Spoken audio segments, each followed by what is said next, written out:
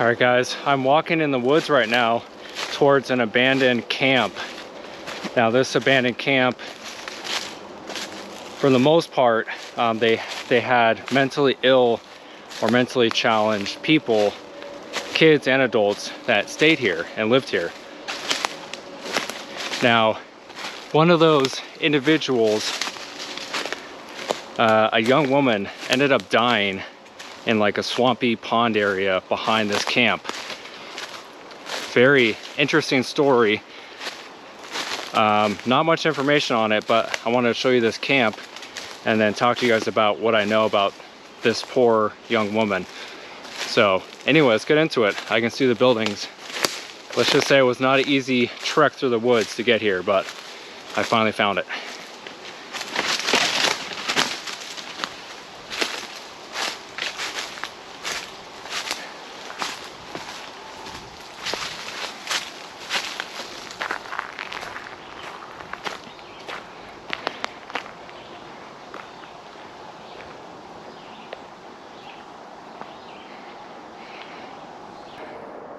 Now, I believe this camp opened in the 1970s, and it officially closed and became abandoned in 2007.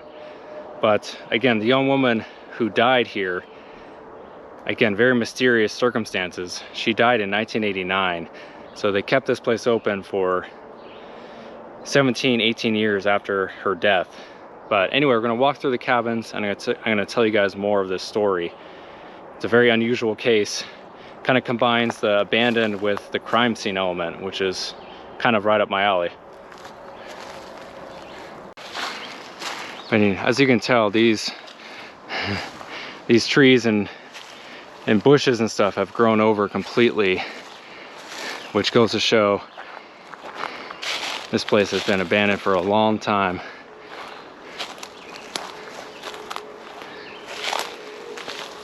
Maybe we'll have better luck on this door. Yes. Probably gonna have to get my light so you can actually see.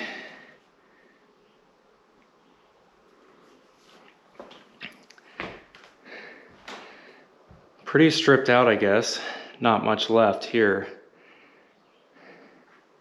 At least in this one.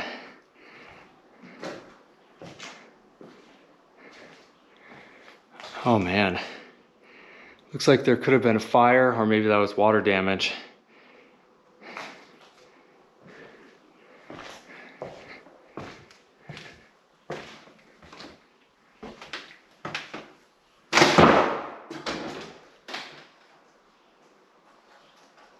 Gotta be careful, as some of these boards have nails in them. Here's one of the bathrooms.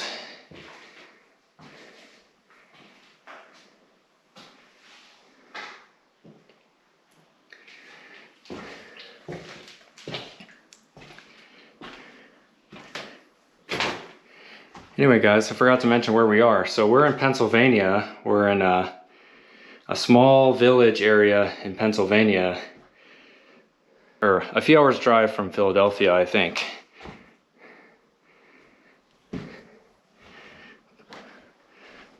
But yeah, so this camp, like I said, opened in the 70s.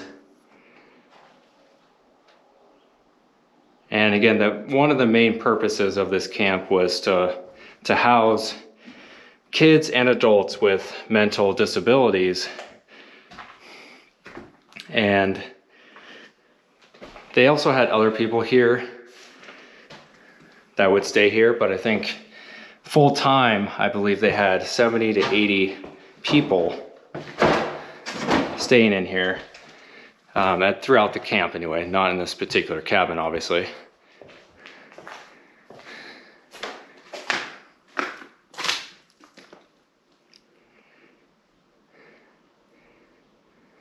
Crazy to think though that, you know, potentially 15 to 20 years ago, there were people and kids hanging out in this property. And now it's just completely left behind. There's some little murals left behind too. Different houses and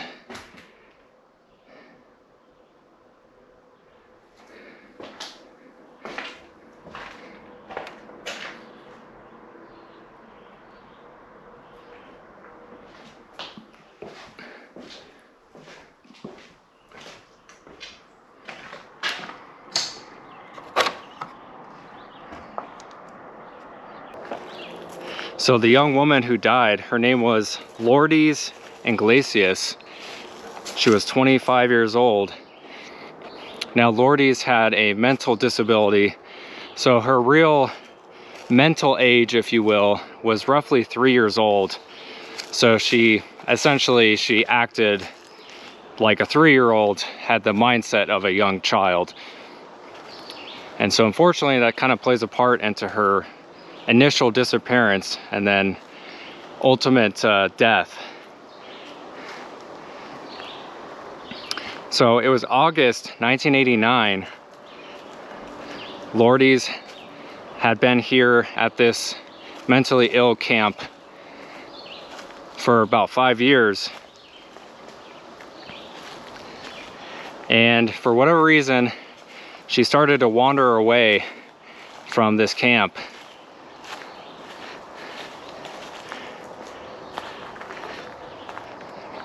It was about the middle of the day, kind of like what it is now. Pretty hot, especially on a summer day. And yeah, again, Lordy's just disappeared. Now, the cause of death had not really been determined. Now, of course, there was a massive search for her. State police, volunteers, dog tracking teams, even military personnel all searched for her for about 6 days. Like I said, there was about 1,000 people looking for Lordy's.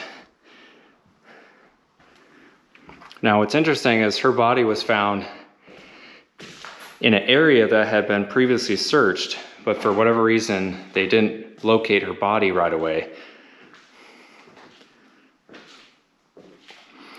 Now, it was one of the hunters that actually found her.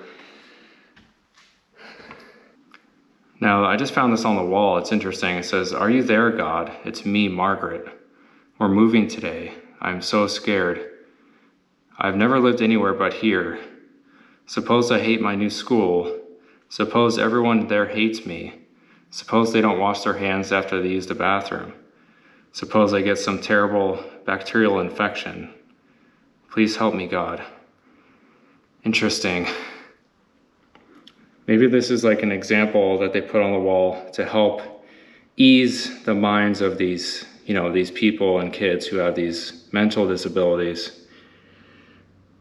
I don't know.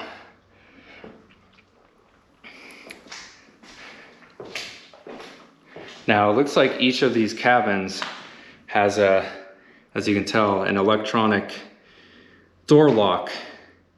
And obviously, as I said, most of the people here, since they had different mental disabilities, I think that was one way to keep them from leaving these cabins on their own, which some of you might say is kind of cruel, but I think they did that on purpose, as they didn't want something to happen like what happened to Lordy's.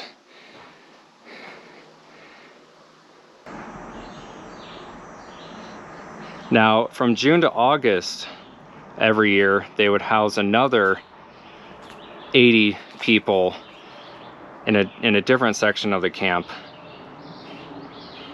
But there were 70 permanent residents here.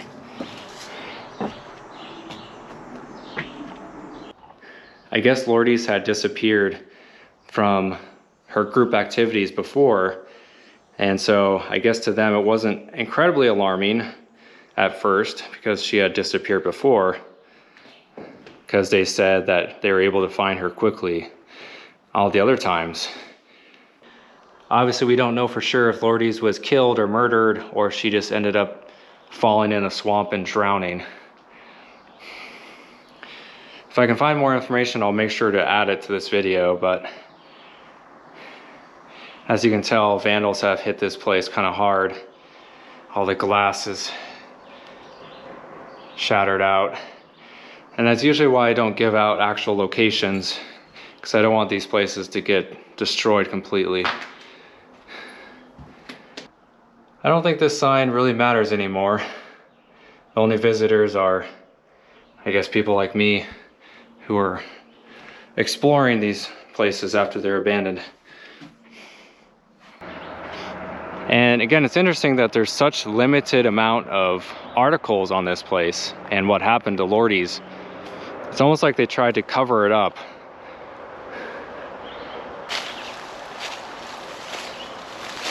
I mean, can you imagine 70 young people, adults, and some children 20 years ago hanging out on these swings? It's mind-blowing, because obviously this place has been so left behind for so long that it just feels unreal that people actually stayed here.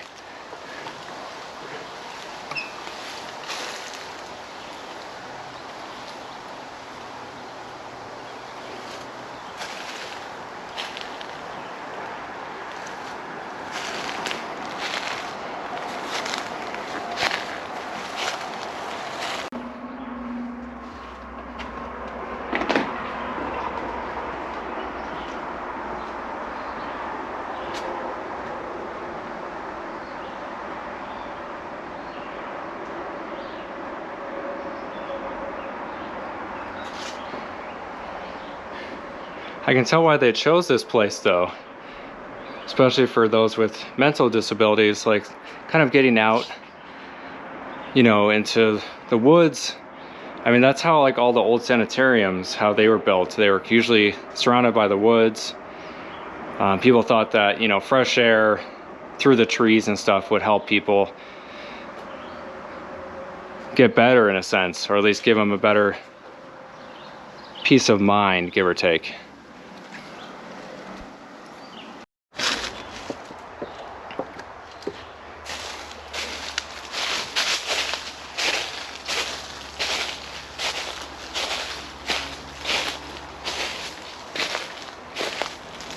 Looks like a power box, electrical box.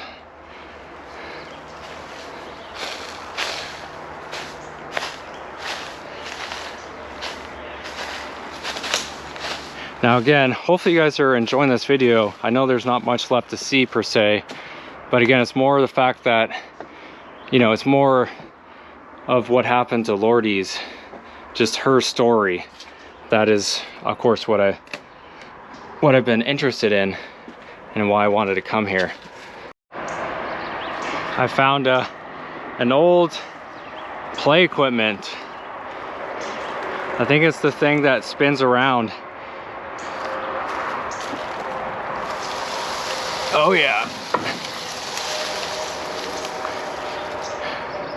Gosh, this thing is so old.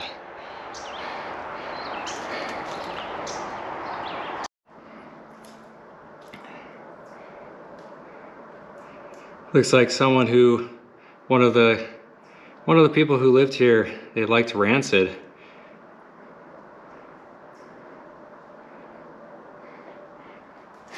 Rancid is a band that I've heard of. I've heard of a few of their songs. Wow, look at all the Dixie cups.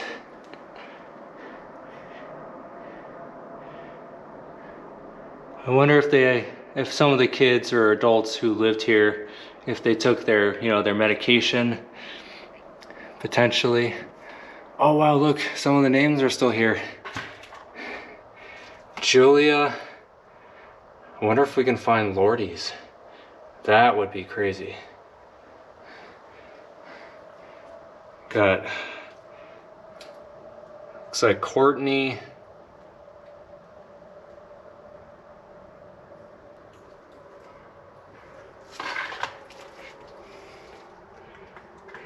Franzi.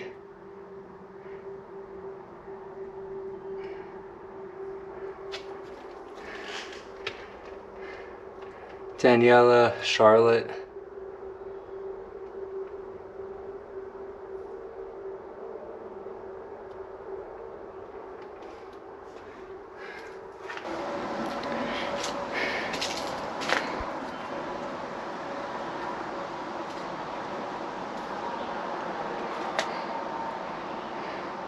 This place has seen better days for sure. But I like some of the, you know, the little touches, some of the architecture, these little gates.